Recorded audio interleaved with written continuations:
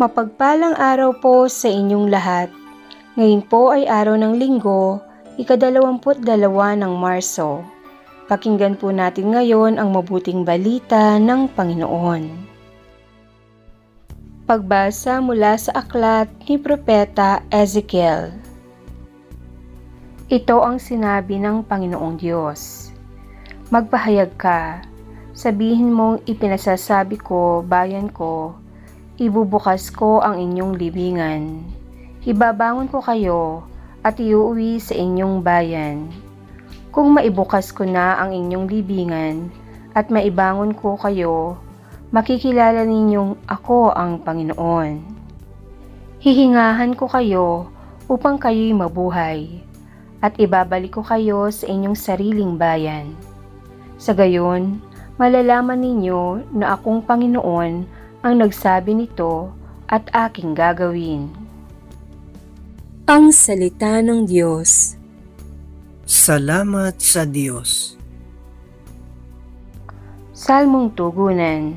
Sa piling ng Poong Diyos, may pag-ibig at pagtubos. Sa gitna ng paghihirap, tinawag ko'y Panginoon. Panginoon, ako'y dinggin, pagkat ako'y tumataghoy. Dinggin mo ang pagtawag ko't paghingi ng iyong tulong. Sa piling ng Poong Diyos, may pag-ibig at pagtubos. Kung ikaw ay may talaan nitong aming kasalanan, lahat kami ay tatanggap ng hatol mong nakalaan. Ngunit iyong pinatawad, kasalanan ay nilimot, pinatawad mo nga kami upang sayo ay matakot. Sa piling ng Poong Diyos, may pag-ibig at pagtubos. Sabik akong naghihintay sa tulong mo, Panginoon, pagkat ako'y may tiwala sa pangako mong pagtulong. Yaring aking pananabik, Panginoon, higit pa, sa serenong naghihintay ng pagsapit ng umaga. Sa piling ng Poong Diyos, may pag-ibig at pagtubos. Magtiwala ka, Israel, magtiwala sa iyong Diyos. Matatag at di kukupas ang pag-ibig niyang dulot. Lagi siyang naghahandang sa sinuman ay tumubos. Ililigtas ang Israel, yung kanyang mga hirang. Ililigtas niya sila sa kanilang kasalanan. Sa piling ng Poong Diyos, may pag-ibig at pagtubos. Pagbasa mula sa sulat ni Apostol San Pablo sa mga taga-Roma. Mga kapatid, ang mga nabubuhay ayon sa laman ay hindi maaaring kalugdan ng Diyos, ngunit hindi na kayo namumuhay ayon sa laman kundi ayon sa Espiritu, kung talagang nananahan sa inyo ang Espiritu ng Diyos. Kung ang Espiritu ni Kristo'y wala sa isang tao, hindi siya kay Kristo. Ngunit kung nasa inyo si Kristo, bagamat patay na ang inyong mga katawan dahil sa kasalanan, buhay naman ang inyong espiritu dahil sa pinawalang sala na kayo. Kung nananahan sa inyo ang Espiritu ng Diyos na siyang muling bumuhay kay Jesucristo, ang Diyos ding iyan ang magbibigay ng buhay sa inyong mga katawang mamamatay sa pamamagitan ng kanyang Espiritong nananahan sa inyo. Ang Salita ng Diyos. Salamat sa Diyos. Awit pambungad sa mabuting balita. Pagkabuhay ako't buhay, nabubuhay na sinumang ako'y pinananaligan, ay di mapapanaigan ng kamatayan kailanman. Ang mabuting balita ng Panginoon ayon kay San Juan. Noong panahong iyon, may isang tao na ang ngalay Lazaro. Nakatira ito sa Betania, kasama ng kanyang mga kapatid na sina Maria at Marta. Si Maria ang nagbuhos ng pabango at nagpunas ng kanyang mga buhok sa mga paa ng Panginoon. Nagkasakit si Lazaro, kaya't nagpasabi kay Jesus ang magkapatid, Panginoon, ang kaibigan mong minamahal ay may sakit. Ngunit nang marinig ito ni Jesus ay sinabi niya, hindi magwawakas sa kamatayan ang sakit na ito, Nangyari ito upang maparangalan ng Diyos at sa pamamagitan nito'y maparangalan ang anak ng Diyos. Mahal ni Jesus ang magkakapatid na Marta, Maria at Lazaro. Gayunmay, pinaraan pa niya ang 2 araw matapos mabalitaang may sakit si Lazaro bago sinabi sa kanyang mga alagad, "Magbalik tayo sa Judea." "Rabay," sagot ng mga alagad, "hindi po ba't kamakailan lamang ay tinangka kayong batuin ng mga Hudyo? Bakit kayo pupunta na naman doon?"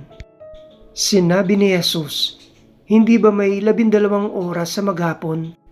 Hindi natitisod ang lumalakad kung araw, sapagkat nakikita niya ang ilaw ng sanlibutan ito. Natitisod ang lumalakad kung gabi, sapagkat wala sa kanya ang ilaw." Idinugtong pa ni Jesus, "Natutulog ang kaibigan nating si Lazaro. Paroroon ako upang gisingin siya." "Panginoon, kung gayon po'y gagaling siya," tugon ng mga alagad. Ang pagkamatay ni Lazaro ang tinutukoy ni Jesus, ngunit ang akala ng mga alagad ay karaniwang pagtulog ang tinutukoy niya. Dahil dito'y maliwanag na sinabi ni Jesus, "Patay na si Lazaro, ngunit dahil sa inyo, ako'y nagagalak na wala ako roon, upang kayo'y manalig sa akin. Tayo na, puntahan natin siya." Si Tomas na tinatawag na kambal ay nagyaya sa kanyang mga kasama, "Sumama tayo sa kanya, kahit sa kamatayan." Pagdating ni Jesus, nalaman niyang 4 na araw nang nakalibing si Lazaro. May 3 kilometro ang layo ng Jerusalem sa Betania, at marami sa mga Hudyo ang dumalaw kina Marta at Maria upang sila'y aliwin. Nang marinig ni Marta na dumarating si Jesus, sinalubong niya ito, ngunit si Maria'y naiwan sa bahay. Sinabi ni Marta, "Panginoon, kung kayo po'y narito, hindi sana namatay ang aking kapatid. Ngunit nalalaman kong kahit ngayon ibibigay sa inyo ng Diyos ang anumang hingin ninyo sa Kanya. Muling mabubuhay ang iyong kapatid," wika ni Jesus. Sumagot si Marta, "Nalalaman ko pong siya mabubuhay uli sa huling araw, sa muling pagkabuhay." Sinabi naman ni Jesus, "Ako ang muling pagkabuhay at ang buhay. Ang nananalig sa akin, kahit mamatay ay muling mabubuhay, at sino mang nabubuhay at nananalig sa akin ay hindi mamamatay kailanman. Pinaniniwalaan mo ba ito?" "Opo, Panginoon," sagot niya. "Nananalig ako sa inyo. Kayo po ang anak ng Diyos, ang Mesiyas na inaasahang paparito sa sanlibutan." Pagkasabi nito, umuwi si Marta. Tinawag si Maria at pabulong na sinabi, "Naririto na ang guro, ipinatatawag ka." Pagkarinig nito, nagmamadaling tumayo si Maria at sinalubong si Jesus. Hindi pa nakararating si Jesus sa nayon. Naroon pa siya sa dakong kinasalubungan sa kanya ni Marta. Sinundan si Maria ng mga Hudyong umaalis sa kanya nang siya'y nagmamadaling tumindig at lumabas. Akala nila'y pupunta siya sa libingan upang manangis. Pagdating ni Maria sa kinaroroonan ni Jesus, nagpatira pa siya sa paanan nito. "Panginoon," wika niya, "kung narito po lamang kayo, hindi na sana namatay ang aking kapatid." Nahambal si Jesus nang makitang tumatangis si Maria, pati ng mga Hudyong kasama niya, at siya'y napahimutok. "Saan ninyo siya inilibing?" tanong niya. Sumagot sila, "Panginoon, hali kayo at tingnan ninyo." Tumangis si Jesus, kaya't sinabi ng mga Hudyo, talagang mahal na mahal niya si Lazaro. Ngunit sinabi ng ilan, nakapagpadilat ng bulag ang taong ito, bakit hindi niya nahadlangan ang pagkamatay ni Lazaro? Muling napahimutok si Jesus pagdating sa libingan. Ito yungib na natatakpan ng isang bato. "Alisin ninyo ang bato," sabi ni Jesus. Sumagot si Marta, "Panginoon, nangangamoy na po siya ngayon. 4 na araw na siyang patay."